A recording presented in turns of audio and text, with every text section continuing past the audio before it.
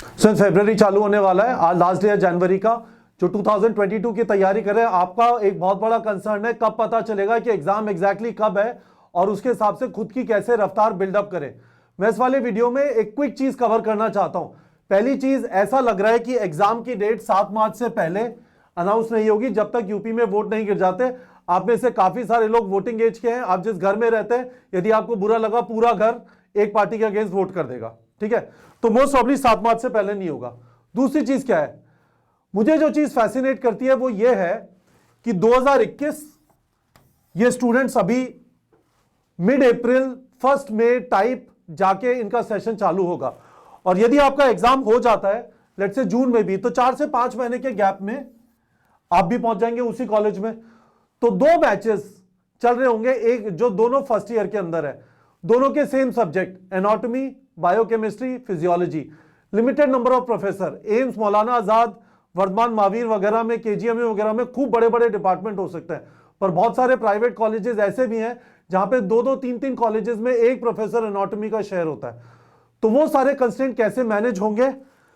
Hostel rooms, faculty, cadavers जिसपे आप dissection करते हैं, लैब्स, लेक्चर हॉल्स। मैंने इस बारे में डॉक्टर एमसी मिश्रा, जो अभी के जो डायरेक्टर हैं एम्स के, उससे पहले डायरेक्टर थे, उनका इंटरव्यू किया और उनसे इसी वाले सवाल का जवाब जानने की कोशिश की। वो खुद जब उन्होंने एमबीबीएस ज्वाइन किया था झांसी में, झांसी का कॉलेज रेडी नहीं था, एलएलआरएम मेरठ में आके पढ़े 2 साल और उसके बाद वापस झांसी गए। तो वीडियो देखिए, उन्होंने ये वाली सिचुएशंस पहले काफी मैनेज की हैं। तो ये वाला वीडियो देखिए, इसका आंसर मिलना चाहिए और करस्पॉन्डिंगली आपको ये समझ में आ जाएगा कि एग्जाम सिग्निफिकेंटली तो पोस्टपोन नहीं होगा, क्योंकि ये वाले डिस्कशन शायद हो चुके हैं कि कैसे 2 बैचेस को 4 से 5 महीने के गैप पे मैनेज करेंगे। मोस्ट प्रॉब्ली आपका एग्जाम 15 जून या 30 जून के आसपास होना चाहिए, ये डेट है। पर डॉक्टर मिश्रा के साथ मेरा वीडियो देखिए और आपको इन वाले सवालों का जवाब मिलेगा कि इसकी वजह से भी कोई इश्यू होगा या नहीं होगा। सर नेक्स्ट क्वेश्चन मैं आपसे पूछना चाहता हूँ, यू मस्ट बी अवेयर 2021 का सेशन सर सिग्निफिकेंटली डिले हो गया है और 2022 का एग्जाम प्रोबेबली अभी 3-4-5 महीने बाद हो जाएगा। तो ऐसा चांस है कि 2021 और 2022 के स्टूडेंट जो हैं उनमें करीब 4 से 5 महीने का गैप रहे। तो सर मैं आपसे पूछना चाहता हूँ, इज इट रियली फीजिबल कि 2 बैचेस इतने कम गैप पे सेम कैंपस पे, number of faculties will remain the same, number of cadavers will remain the same, number of hostel rooms will remain the same, तो कैसे मैनेज होगा sir? आपका खुद का एक्सपीरियंस रहा है इस चीज के बारे में, तो वो थोड़ा बताएं और बताएं कि अभी इस वाली सिचुएशन में ये सारे कॉलेजेस के अक्रॉस होने वाली है, तो कैसे मैनेज होगा? ये बिल्कुल कपिल जी, आप जो प्रश्न किया है ये बहुत महत्वपूर्ण है और इसके समाधान तो ढूंढने ही पड़ेंगे और मिल भी जाएंगे। ढूंढेंगे तो समाधान भी मिल जाएंगे इसमें, क्योंकि हम लोग जो, जब मैंने अपना उदाहरण दिया था कि हम झांसी मेडिकल कॉलेज के लिए हम लोगों का एडमिशन हुआ था, केवल 50 बच्चे थे, तो वो मेरठ में हम लोगों को करीब 1 वर्ष हम लोग रहे, वहीं हॉस्टल भी मिला था वहाँ पे। तो एक तो हॉस्टल की जहाँ तक बात है, तो उसमें अगर सिंगल सीटिंग है तो आप डबल करके उसको एकोमोडेट कर सकते हैं, एक तो वो प्रक्रिया हो सकती है। फिर रेंटल पे कुछ बिल्डिंग्स, कुछ जगहों को, कॉलेजेस को लेना पड़ेगा, सरकारी को भी और प्राइवेट को भी। इसके अलावा जो शिफ्ट करने पड़ेंगे, इसमें अवश्य जो फैकल्टी है उसको तो काम थोड़ा ज्यादा करना पड़ेगा, क्योंकि हो सकता है सेम फैकल्टी को सुबह भी लेक्चर लेना पड़े, शाम को भी लेना पड़े। तो ये संभव है, इसमें कोई नहीं। और थोड़ा उसके लिए अगर इंसेंटिवाइज कर देंगे मेडिकल कॉलेजेस, सरकारी भी और प्राइवेट भी, तो उनको उसके लिए थोड़ा सा फाइनेंशियल जो है रेमुनरेशन, ऑनरेरियम, जो भी कुछ है वो थोड़ा इंसेंटिवाइज करेंगे तो लोग इसके लिए कर देंगे। और ये संभव है कि आप शिफ्ट में कर लीजिए, और थोड़ा सा बच्चों को भी इसमें एडजस्ट करना पड़ेगा, दूसरे एग्री करना पड़ेगा। इसके अलावा एनाटॉमी का जहाँ तक बात है डिसेक्शन की, तो आज ये सामने बात आई है, एनएमसी ने भी इस बात को अपने उसमें लिखा है कि प्रेफरेबली मेडिकल कॉलेजेस को क्लाउड एनाटॉमी पे जाना चाहिए। क्लाउड एनाटॉमी ऐसा है कि उसमें डिसेक्शंस को, 3 डायमेंशनल डिसेक्शंस को कंप्यूटर सिमुलेशन से पढ़ा देते हैं, सिखा देते हैं। तो वो कैडवर वाली, और अभी भी हो रहा है कुछ जगहों पे, अभी भी हो रहा है। एंड वो जरूरी नहीं है कि अच्छा, चाहे आप 2 बैच नहीं भी हो तो भी आप देखेंगे तो हर बच्चा तो डिसेक्शन करता नहीं है। मान लीजिए एक टेबल पे 16 बच्चे हैं, तो अब 16 के 16 को तो नहीं मौका मिलता। उसमें से जो, उसमें वहीं पे बात आ गई जो अभी हम लीडरशिप की बात कर रहे थे, उसमें कुछ लोग हैं जिनका इंटरेस्ट होता है तो वो डिसेक्शन करते हैं, बाकी लोग उनको देखते हैं। और ये हमारे समय में भी ऐसे ही होता था। सही बात। चाहे कम थे हम लोगों को एडवांटेज था कि हम कम थे, 50 थे, तो हम लोगों को एक कैटेबर के साथ शायद 6 लोग होंगे। आजकल 15 से 20 होते हैं। आजकल तो 20-20 भी होते हैं। तो वो इतना मुश्किल नहीं होगा। दूसरे लैब्स की जो कैपेसिटी है वो सीमित होती है, तो उनको 2 शिफ्ट में कर सकते हैं। और ये नागपुर में हमने किया भी था। जीएमसी में जब एम्स नागपुर के लिए एडमिशन शुरू हुए थे, तो जीएमसी नागपुर में उनके फर्स्ट ईयर में वो एडमिट हुए थे, तो वहां पे व्यवस्था की थी, लेक्चर थिएटर की भी की थी, डिसेक्शन की भी, लैब्स की भी इसी प्रकार से की थी। और वो चली इसी प्रकार। एम्स जो यहाँ था एक तेलंगाना में, उसमें भी ये व्यवस्था करनी पड़ी थी, बीवी नगर वाले में। और जो दूसरा था आंध्रा वाला, उसमें भी ये करी थी वहां पे। फिर हॉस्पिटल के लिए जैसे डिस्ट्रिक्ट हॉस्पिटल को कोऑप्ट कर लिया था। तो इसके वेज एंड मीन्स तो निकालने पड़ेंगे, और चैलेंज है सभी के लिए। हर मेडिकल कॉलेज के लिए रहेगा ये, सरकारी संस्थानों के लिए भी रहेगा, निजी संस्थानों के लिए भी ये चैलेंज रहेगा। लेकिन इसका जो समाधान है वो निकाला जा सकता है। और इसमें कोई बहुत ज्यादा मुझे विशेष दिक्कत नजर आ नहीं रही कि होगी कोई, अनलेस जैसे अब अहमदाबाद में जो बीजे मेडिकल कॉलेज है, वहाँ 250 स्टूडेंट लेते हैं वो, या केजीएमयू में 250 लेते हैं। जहाँ पे ज्यादा ले रहे हैं वहां पे थोड़ी सी दिक्कत आ सकती है लेक्चर थिएटर्स की। तो उसको भी फिर क्लासेस को, अगर मान लीजिए आपका, अब आप इजिप्ट में देखिए, वहाँ 5-5 हजार लोग क्लास अटेंड करते हैं।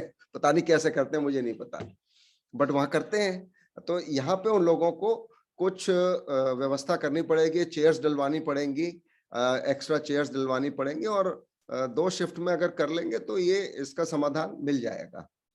तो आप ये कह रहे हैं सर कि यदि हेल्थ मिनिस्टर को, एजुकेशन मिनिस्टर को डिसीजन लेना है, डॉक्टर मंडाविया को डिसीजन लेना है, शायद वो एनएमसी वगैरह वालों से कंसल्ट करेंगे, तो this is not going to be a consideration. यदि उन्हें लगता है कि इस बार कराना है और 3-4 महीने का गैप होगा तो करा लेंगे, ऐसा कुछ नहीं है कि इस वजह से डिले करेंगे। नहीं, डिले करने का कोई पॉइंट नहीं है उसका। कोई आप यू कांट राइट 0 ईयर, और उससे लॉन्ग रन में कोई बहुत फर्क पड़ेगा नहीं कपिल, ये मैं बता दूं, क्योंकि अल्टीमेटली तो उनको नीट ही देना है। यूजी के बाद भी नीट देना है। करेक्ट, नीट पीजी देता है। अब उसे नेक्स्ट बोलना चालू कर देंगे सर। हाँ बिल्कुल, नेक्स्ट, हाँ नेक्स्ट हो जाएगा वो। तो वो तो वो बच्चे कर लेंगे। बच्चे आजकल इंटेलिजेंट होते हैं, अधिकतर बच्चे, और वो कर लेते हैं। मैं तो ये देखा, एडवर्स कंडीशंस में से निकल के आए तभी बात आती है। फिर सुचारू रूप से सब चल रहा है उसमें तो सभी कर लेते हैं। सर मुझे अच्छी तरह याद है, जब मैं आईआईटी में घुसा था 1997 में, that is the only time IIT का पेपर आउट हुआ था।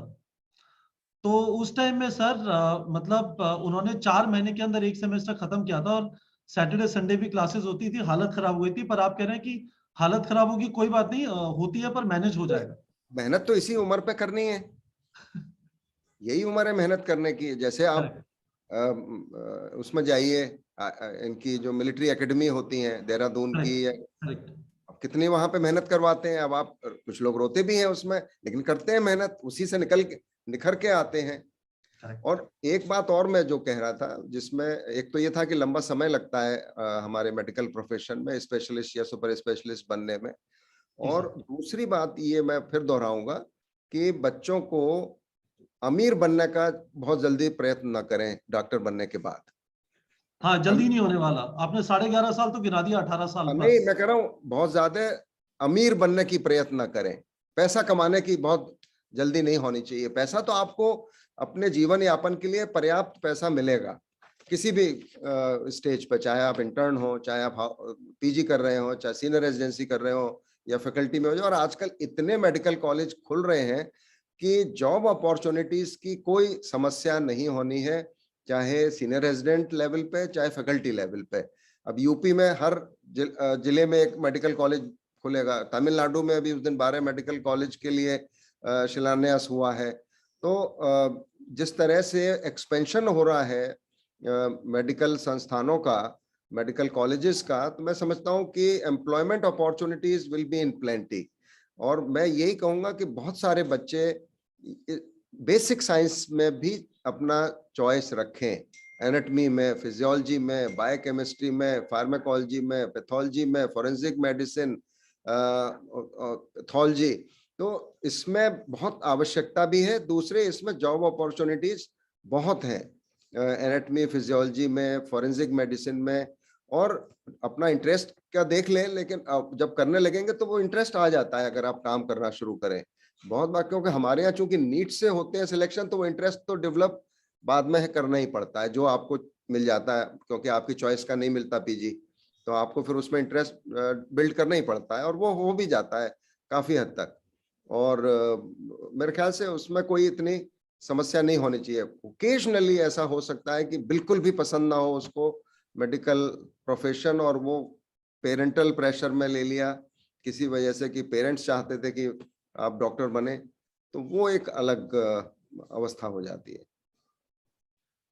Thank you so much sir, as usual it is an absolute pleasure. आपसे बात करके बहुत अच्छा लगा। बच्चों को ये जो आपने चीजें बताई है, खासकर वो जो डॉक्टर वाली चीज है, वो तो बहुत जबरदस्त है। ये नजरिया नहीं होता, कहीं पे बस दौड़ते रहते हैं, एक एग्जाम के बाद दूसरा एग्जाम तैयारी में लगे रहते हैं, पर ये नजरिया रहेगा। कुछ बच्चे पढ़ना चालू कर देंगे, आदत लग जाएगी पढ़ने की, रीडिंग की। तो I hope they will remember that they heard it from you. Thank you so much sir. Thank you, Kapil, and good luck to all the students who are getting now admission through NEET this 2021 now in 2022, and good luck to those who will take the NEET in 2022 for 2022. So I think 2022 और 2021 के मिलके खूब करें, खूब enjoy करें, क्योंकि ये जो अंडर ग्रेजुएट कैरियर है, ये बड़ा गोल्डन पीरियड होता है किसी भी छात्र के लिए, छात्रा के लिए, और वो वापस नहीं आता है। इसलिए उसको खूब एंजॉय करें, पढ़ें और एंजॉय करें। Thank you so much sir.